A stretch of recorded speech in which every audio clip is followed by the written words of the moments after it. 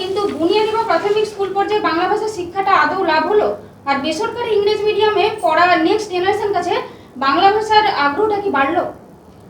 আপনাকে বলি, কেন্দ্রীয় বিদ্যালয় যেগুলি আছে সেখানে বাংলা ভাষা বাধ্যতামূলক ফার্স্ট ল্যাঙ্গুয়েজ হিসেবে। অতএব সিবিএসসি সহ অন্যান্য যে সমস্ত বিদ্যালয় রয়েছে সেখানে বাংলা পঠন পাঠনের কোনো সমস্যা নেই। এবং এটার ফলে বা জাতীয় শিক্ষানীতিতে শুধু বাংলা নয়, সর্বত্রই মাতৃভাষা এবং আঞ্চলিক ভাষাকে গুরুত্ব দেওয়া হয়েছে।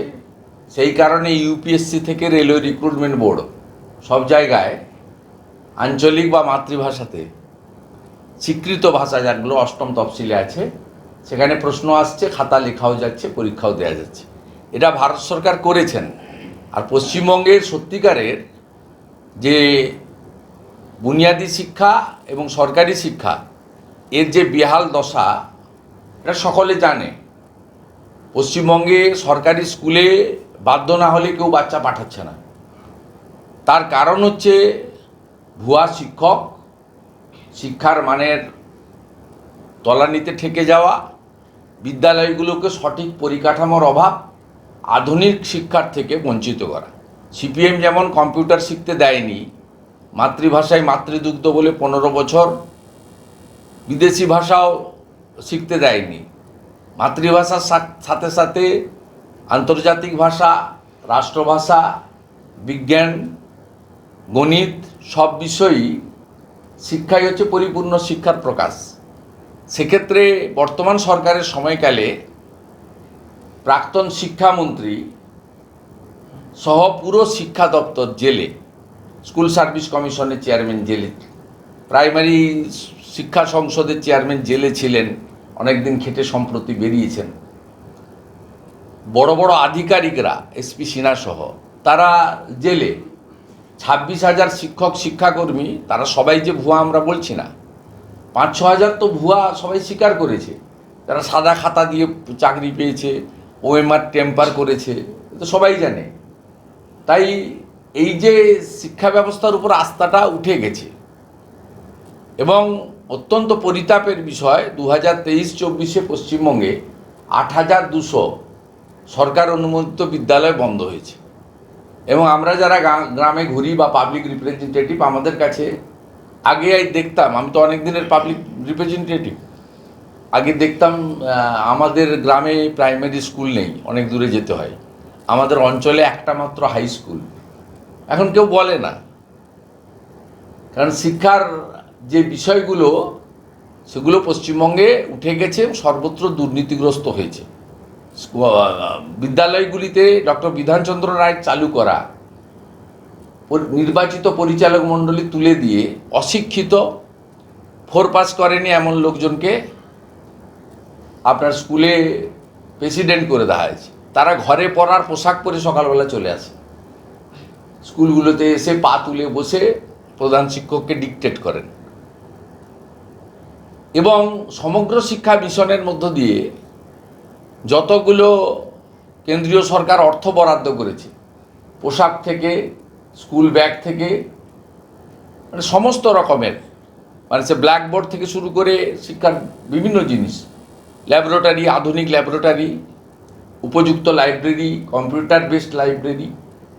এখানে পশ্চিমবঙ্গে গাঁগঞ্জে, গ্রামীণ এলাকা বলুন, শহর, ছোটো মিউনিসিপ্যালিটি এলাকা বলুন, কোথাও এই শিক্ষার ব্যবস্থা নেই।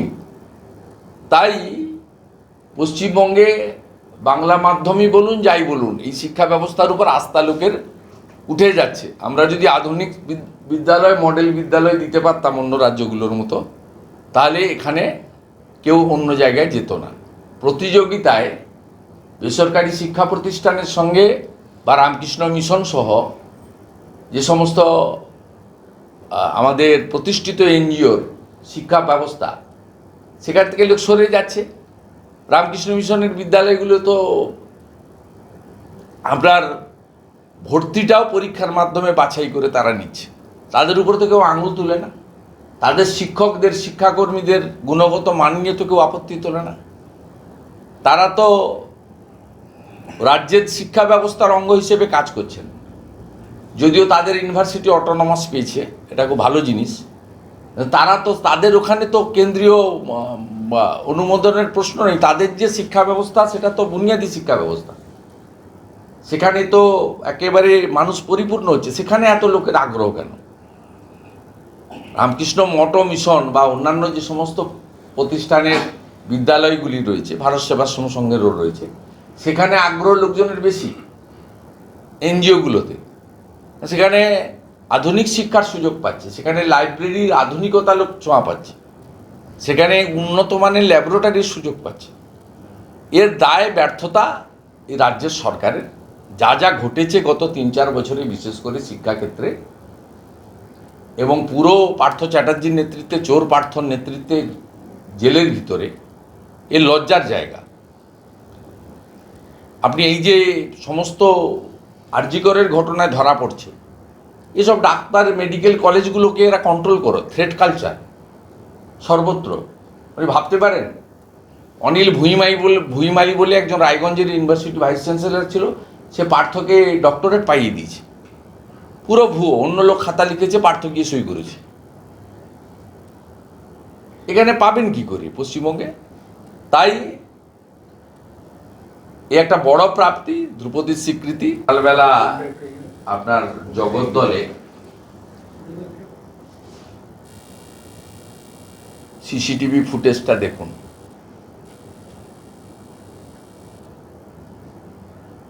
অর্জুন সিংকে ডাইরেক্ট প্রচারের সময় মমতা বন্দ্যোপাধ্যায় থ্রেট করে এসেছিলেন লোকসভা ভোটের সময়।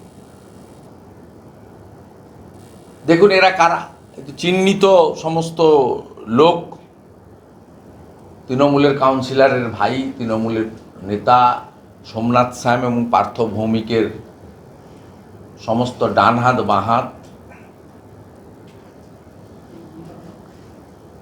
এবং এই টিম, এই গ্যাং অফ গুনস, এরা 28 তারিখে নবান্ন অভিযানের পুলিশি বর্বরতার প্রতিবাদে যে বন্ধ হয়েছিল, প্রিয়াঙ্কু পাণ্ডের উপরে যে প্রকাশ্যে গুলি চলেছিল, এই টিম, গুলি এবং বোম।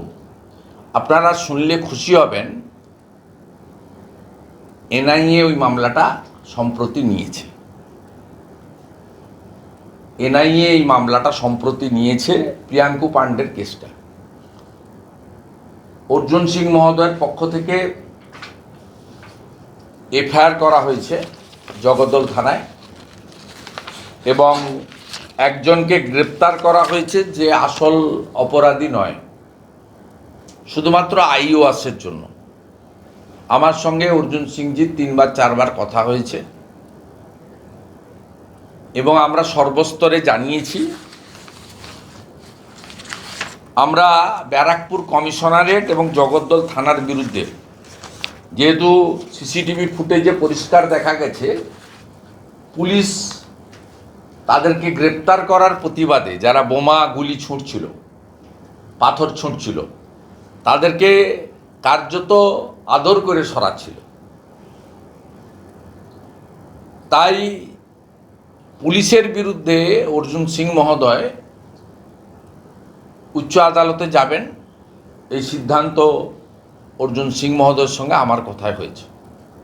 আর 28 তারিখে প্রিয়াঙ্কু পাণ্ডের ঘটনা যেহেতু এনআইএ নিয়েছে, স্বাভাবিকভাবে আমি দাবি করব এনআইএ যেন দ্রুত মামলার তদন্ত শুরু করেন এবং যাদের ডাইরেক্ট দেখা গেছে তাদেরকে ধরে, এদেরকে যারা পাঠিয়েছিল, বিধায়ক সোমনাথ শ্যাম এবং সাংসদ পার্থ ভৌমিক, তাদের বিরুদ্ধে অবিলম্বে ব্যবস্থা গ্রহণ করে।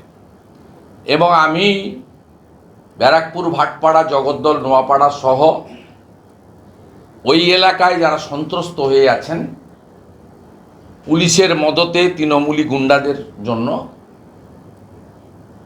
যারা যেটাকেও আমরা ঠান্ডা করব, এইটুকু আমি ওখানকার মানুষকে আশ্বস্ত করতে পারি, চাই লিডার অফ অপোজিশন হিসেবে। তো সবই ক্যামোফ্লেজ তৈরি করা।